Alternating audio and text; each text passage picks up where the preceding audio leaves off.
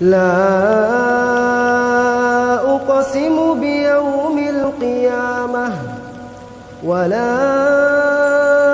أقسم بالنفس اللوامة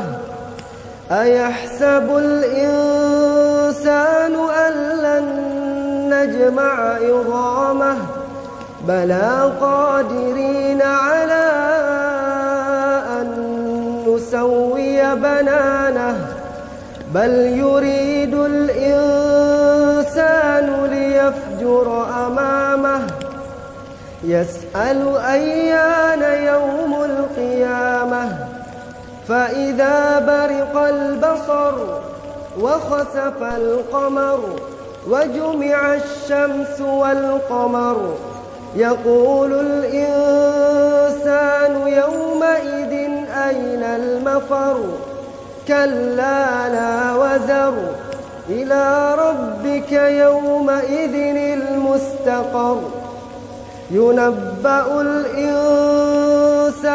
يومئذ بما قدم وأخر بل الإنسان على نفسه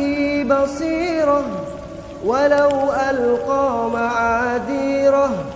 لا تحرك به لسانك لتعجل به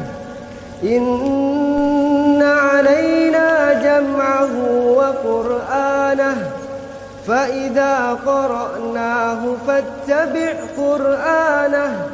ثم إن علينا بيانه كلا بل تحبون العاجلة وتذرون الآخرة وجوه يومئذ ناظرة إلى ربها ناظرة ووجوه يومئذ باسرة تظن أن يفعل بها فاقرة كلا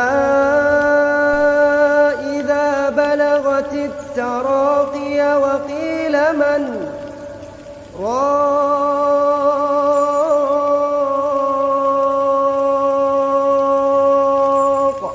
وظن أنه الفراق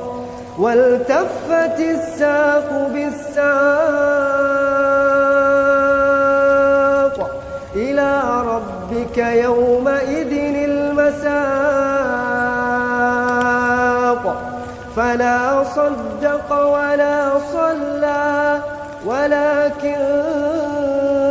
كذب وتولى ثم ذهب إلى أهله يتمطى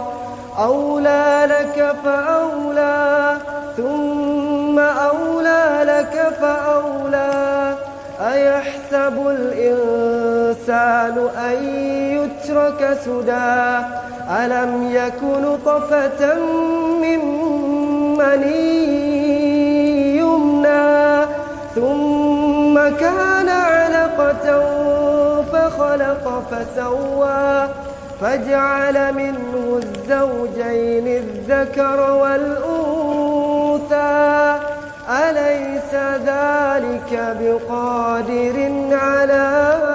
أن يحيي الموتى